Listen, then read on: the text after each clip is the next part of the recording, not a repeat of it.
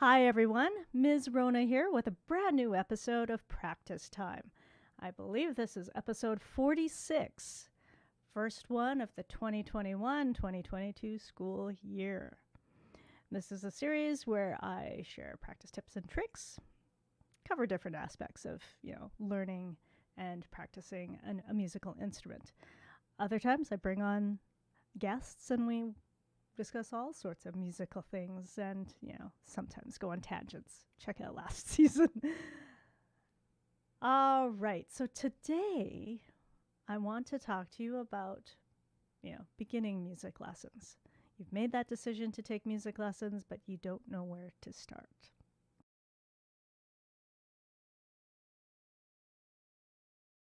Are you ready for music lessons? Point number one. It is a time commitment. So not just the lessons, but the practice time. So if all you've got time for are the lessons and not the practice time, then perhaps consider a different activity, because you're going to need regular, consistent practice time to move ahead. There's no easy way around it. No magic wand. The other thing to consider is instrument. So, someone like me with my finger size probably cannot play those big guitars. It's not something I've ever considered. Ukulele, yes. So, yes, must practice my ukulele. It's getting a little rusty. For the smaller students, maybe don't consider playing a tuba. That could be something to grow into, of course. You also have to think about space. So pianos do take up a bit of square footage compared to a flute. So if you're in a small apartment, there are smaller pianos, but you might even want to consider a different instrument. There's means and ways, because there's small digital pianos. So just throwing it out there as something that you do have to consider. So space, the type of instrument, and your physiology, and what you're interested in. So don't pick up piano just because everyone's telling you to pick up piano. Pick up piano because you have a curiosity about it or a desire to learn it. Same with any of the other instruments. I'm just saying piano because that's my primary. The third thing to really consider before you continue on this journey is the family ready for music lessons, for you to take music lessons?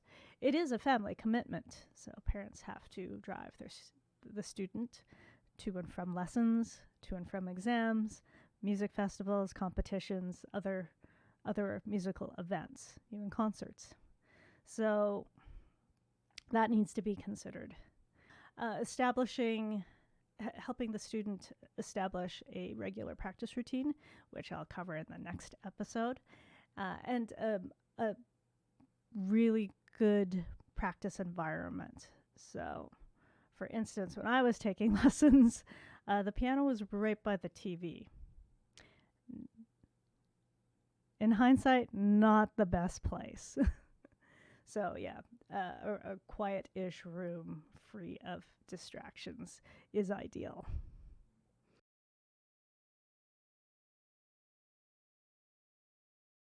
There's different types of lessons. So you've got your private one-on-one lessons. There's buddy lessons where there's 2 people in the class. And then there's group lessons. I've seen photos of anywhere between 3 and 6, even 10. It all depends on, what the teacher or the school offers and what the teacher can handle. Obviously, one-on-one lessons cost more than group lessons. So if budget's a factor, that is something to look into. And then in terms of where to go for lessons, there are different places. So a lot of private teachers teach out of their home studios, so like myself. Then there's the music schools that are in commercial spaces, so like a strip mall. That's your most common. That's actually where I started teaching. And then there's the conservatories affiliated with universities, so such as Mount Royal University. Now there's different types of teachers as well, so that will affect the, I guess, the type of lessons that you get and the tuition as well. So first off, there are the teachers with certification, so either their diploma through the Royal Conservatory of Music, Conservatory Canada, ABRSM, any of those recognized worldwide conservatories. And then there's also, those who went to post-secondary, so universities and colleges do offer programs as well. Some of my colleagues have their bachelor's. I've got my Bachelor of Arts as well as my ARCT. And then some of my colleagues have their bachelor's, some have their master's, and there's others with their doctorate as well. Then the next category are the pro musicians, the pro gigging musicians. So they're either in ensembles or solo musicians. Most are a combination of both. So they're the performer teachers or teacher performers. And then the final group would be the ones who have less or no accreditation, but because of their skill set and their experience, they went to the School of Hard Knocks. They've got a lot to offer, a lot to learn, so don't count them out either.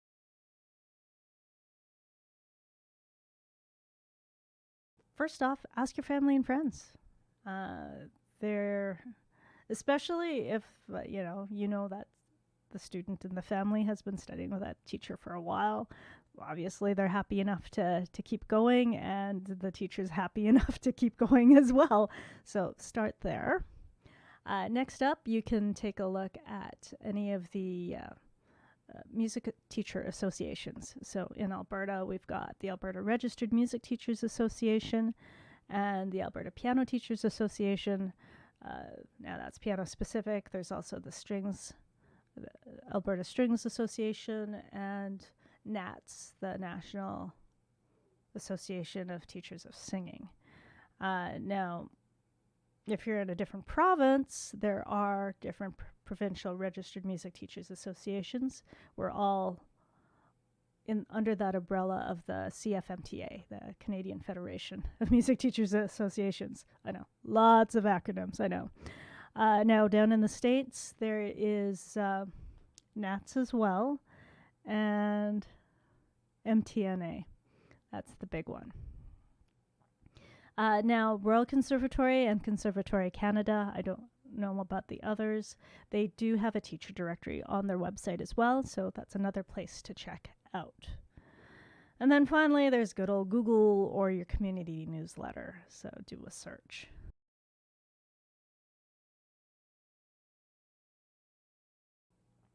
Okay, so final thing to cover for today's episode would be the audition interview. So you've looked for teachers, you've got a short list, you've asked around, you've looked up their website. So the next thing is to contact that teacher and have a little conversation, set up a time for an audition interview. It's an audition where the prospective student will play, or if it's a brand new student, then they'll just kind of maybe do some ear training exercises just so that the teacher can get a good sense of the student's musical aptitude, or for a transfer student, get a good sense of where they currently are at. It's also an opportunity for the teacher to share their studio policies and their teaching philosophies, and you can ask questions to see if that teacher or that studio is a good fit for you.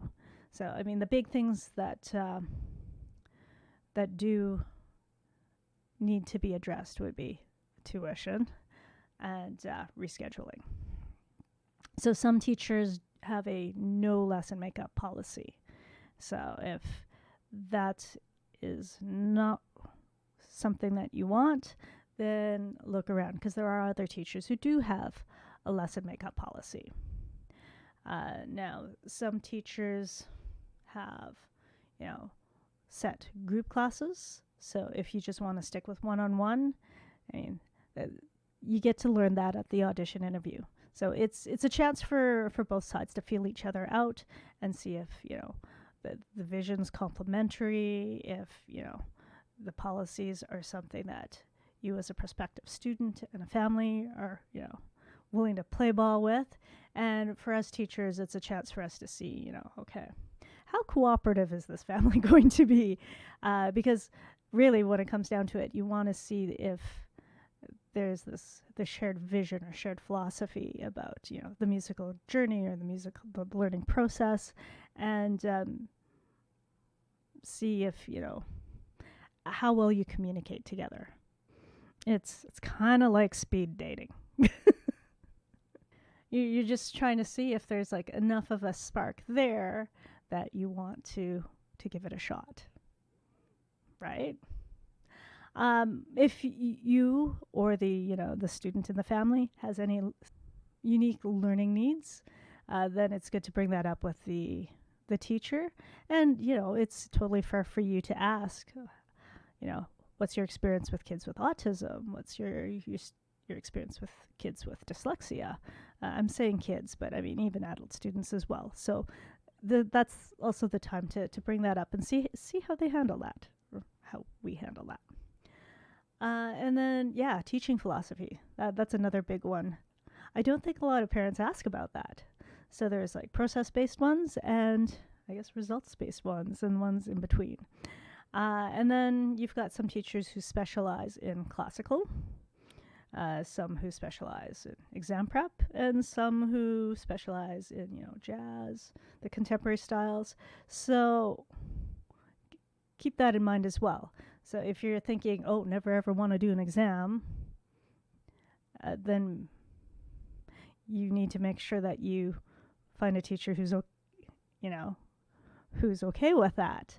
Because some teachers are like, no, only want to deal with exam students, or only want to teach, intermediate students, or some only want to teach beginners. So find all that information out up front as well before you sign the registration forms.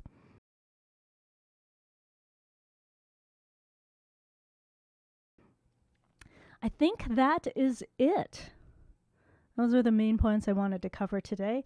I did do a few blog posts on this topic, so I'll drop the link down below to the studio blog, and you can look for that. If I find any other links, I can also add that as well. The Practice Time series has gone through some rejigging over the summer. So it is going to be, the aim will be every 2 weeks, an episode will be released, and I'm going to address a specific topic. So today's topic was, you want to take music lessons. Where do you start? Next time, I'll talk about practice planning and setting up a good practice routine. We'll still do the Demo Tuesday videos, and I'm not too sure about this month, but definitely next month we'll start a new series, a live stream series, where the students and you, the audience, can challenge the teacher. I don't know, I'll get my students to come up with a funky name for that. So they'll send me a challenge and I will do that on a live stream practice. And I think it would be really cool if we could get some of my teacher friends in on it too. And, we'll see who does the best on these challenges. So that you can look forward to. And the practice time specials, those will be specials. So the one thing that I learned last year is the whole idea of trying to get a big episode done every month while teaching, while trying to do the weekly videos. It was too much. So I had to step back, and that's why the Practice Time series ended a little bit earlier than I would have hoped. But hopefully with these changes, I'll be able to keep a regular schedule and continue to bring some really interesting practice tips and tricks and demos and guests on, and do a good job for the whole process. Thank you for watching the video. If you did enjoy the video, please smash that like button, as the kids say. Like, subscribe, hit the notification bell.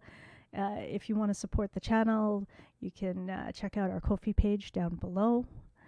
If you have any practice challenges, do send them on. You can either email the studio, or you can send an Instagram message, or let's see, where else are we at? Twitter.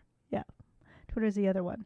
And we have a friend-a-voo page, so I'll put the link down below too. That's it. So have a wonderful weekend. Keep well, and catch you in the next video. Bye.